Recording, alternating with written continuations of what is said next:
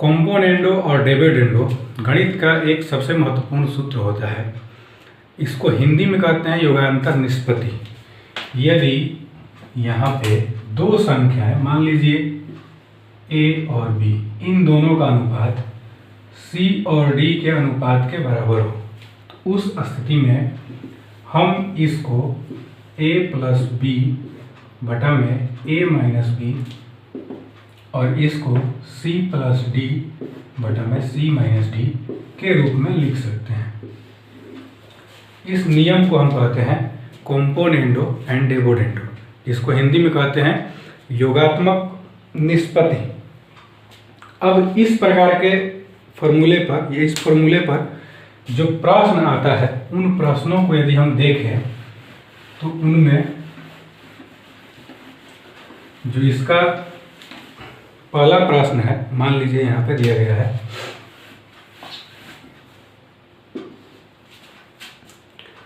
वो है a plus B upon A minus B is equal to √3 plus 1 √3 minus 1।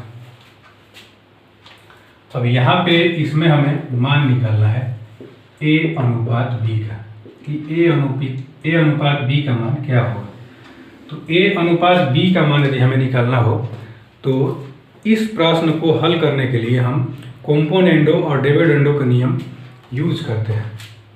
अब इसको कैसे हम यूज करते हैं, तो नियम ये है कि जो इसका अंश है उसको हम ऊपर और नीचे दोनों जगहों पर लिखते हैं। हर को पहले ऊपर हम जोड़ लेते हैं और नीचे इसको हम घटा देते हैं। यहाँ पे भी हम सेम वही कंडीशन करेंगे। तो इस स्थिति से यदि हम देखें तो यहाँ पे जो मान प्राप्त होगा वो होगा √3 प्लस 1 और यहाँ पे नीचे वाला जोड़ देंगे √3 माइनस 1, फिर यहाँ पे करेंगे √3 प्लस 1 माइनस यहाँ पे कर देंगे √3 माइनस 1। कहने का मतलब ये है कि अंश को हम ऊपर और नीचे दोनों जगह लिखते हैं, हर को ऊपर हम जोड़ देते हैं और नीचे यहाँ पे हर को घटा देते हैं, दोनों कंडीशन में।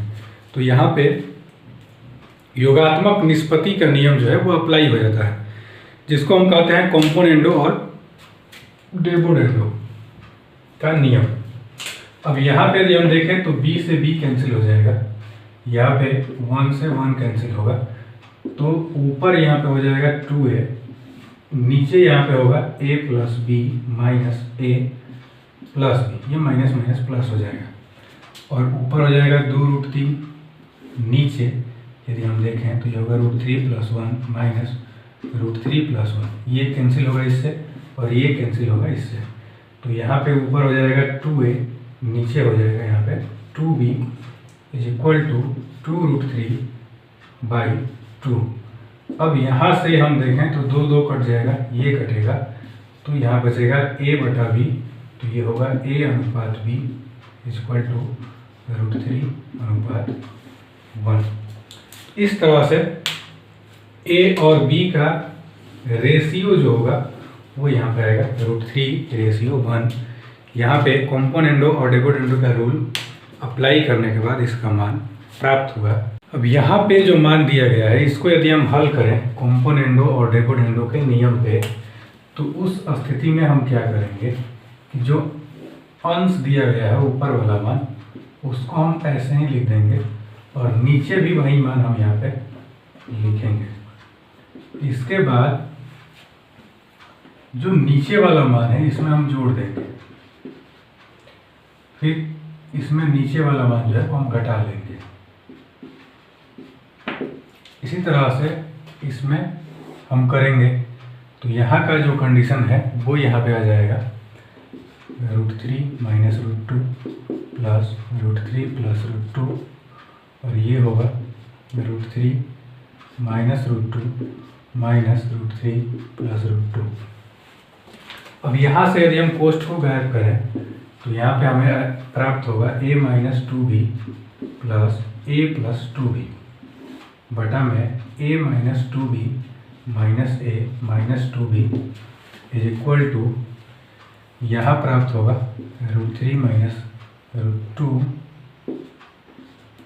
प्लस यहाँ होगा √3 प्लस √2 बटा में √3 माइनस √2 माइनस √3 माइनस √2।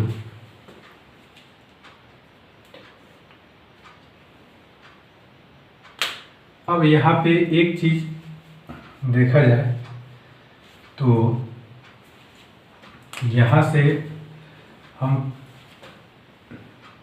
2b को 2b से कैंसिल कर देंगे और a को a के साथ कैंसिल करेंगे। इसी प्रकार से इसमें √2 से कैंसिल होगा और यहाँ पे √3 जो है वो √3 से कैंसिल होगा। तो इन दोनों को यदि हम जोड़ें तो ये हो जाएगा 2a और इन दोनों को जोड़ें तो ये होगा -2b। इसी तरह से यहाँ पे हम करेंगे तो ये होगा 2√3 और ये जो है वो आ जाएगा -2√2। अब इस मान को हम घटा लेंगे तो ये बचेगा। इस माइनस को भी हम यहाँ से कैंसिल आउट कर सकते हैं तो ये होगा a बटा b इक्वल टू √3 बटा √2। अब इस तरह से हम यहाँ पे लिख सकते हैं a अनुपात b इक्वल टू √3 अनुपात √2, जो इस दिए गए मान का सही उत्तर होगा। इसमें हमें a अनुपात b का मान फाइंड यहाँ पे करना था। तो इस तरह से हम कॉम्पोनेंडो और डिविडेंडो के नियम को अप्लाई करते हैं। अब आइए अगला प्रश्न इसमें देखते हैं जो कॉम्पोनेंडो और डिविडेंडो के ऊपर डिपेंड करता है।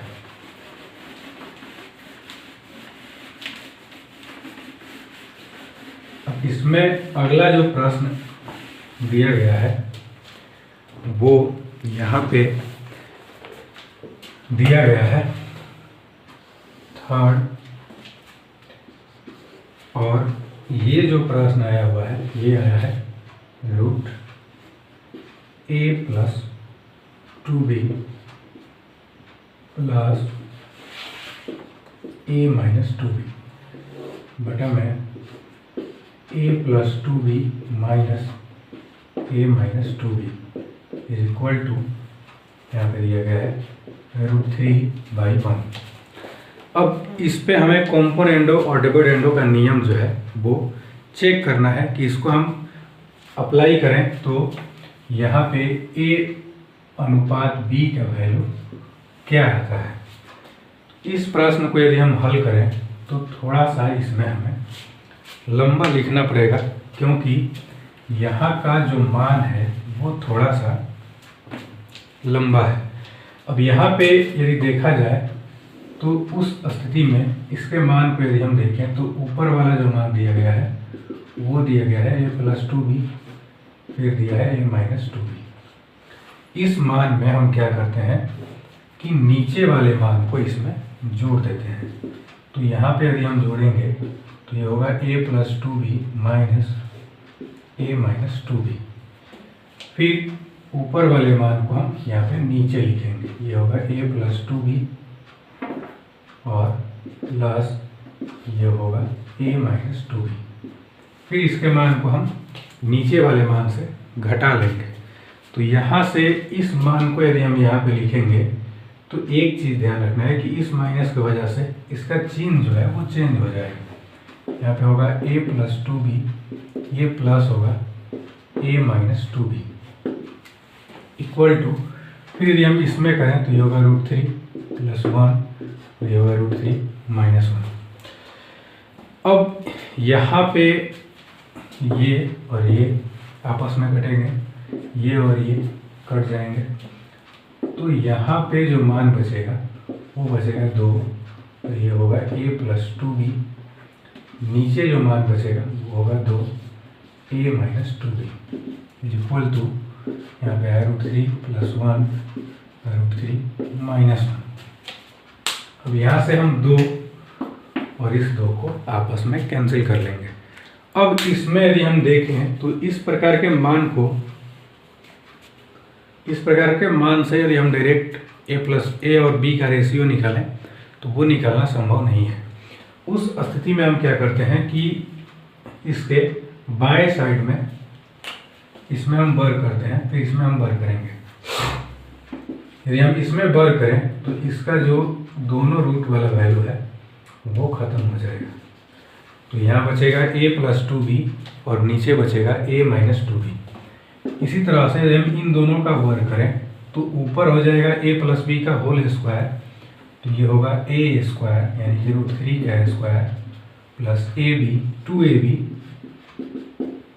प्लस b² और नीचे यहाँ पे होगा a² - 2ab प्लस b²।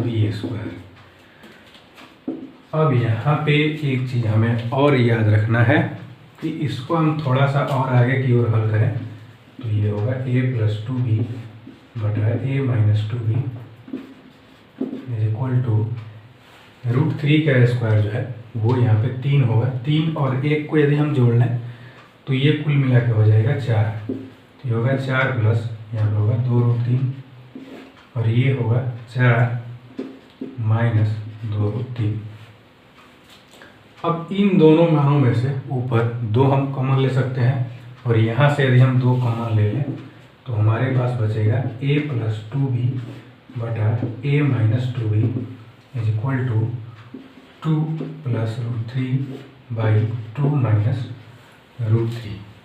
अब इस मान को फिर से हम यहाँ पे कॉम्पोनेंटो और डिविडेंडो का नियम अप्लाई करते हैं। इसमें देखते हैं क्या होता है।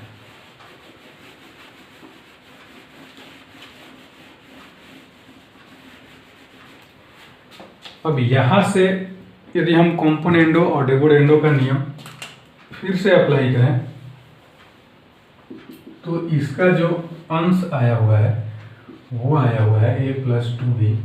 इसमें हम जोड़ेंगे हर को जो है a-2b, फिर यहाँ लिखेंगे a+2b माइनस इसके हर को हम यदि घटाएंगे तो यहाँ पे हर में दिया गया है a-2b, लेकिन इस माइनस की वजह से इसके चिन्ह को हमें चेंज करना पड़ेगा। उसी प्रकार से यहाँ पे यदि हम देखें तो लिख सकते हैं 2 + √3 प्लस 2 - √3। नीचे यहाँ पे होगा 2 + √3 माइनस 2 - √3, लेकिन इस माइनस की वजह से इसका हम चिन्ह चेंज कर देंगे। तो यहाँ से ये कट जाएगा और ये कटेगा, इससे 2b से 2b कट जाएगा, a से a कटेगा, तो ऊपर यहाँ पे हो जाएगा 2a और नीचे यहाँ पे होगा 4b = आगे यदि हम देखें तो ये होगा 4 और ये हो जाएगा 2√3। तो ये कट जाएगा इससे 2 बार में, ये कट जाएगा इससे 2 बार में और इस 2 को हम यहाँ से इसमें गुना कर देंगे तो ये बचेगा a/b और यहाँ पे आ जाएगा हमारे पास 4/√3। तो इस तरह से यहाँ पे a/b जो होगा वो यहाँ पे आएगा 4/√3, जो इस दिए गए मान का सही उत्तर होगा। इस तरह से कॉम्पोनेंडो और डिविडेंडो के नियम को हम कुछ प्रश्नों के ऊपर अप्लाई करते हैं।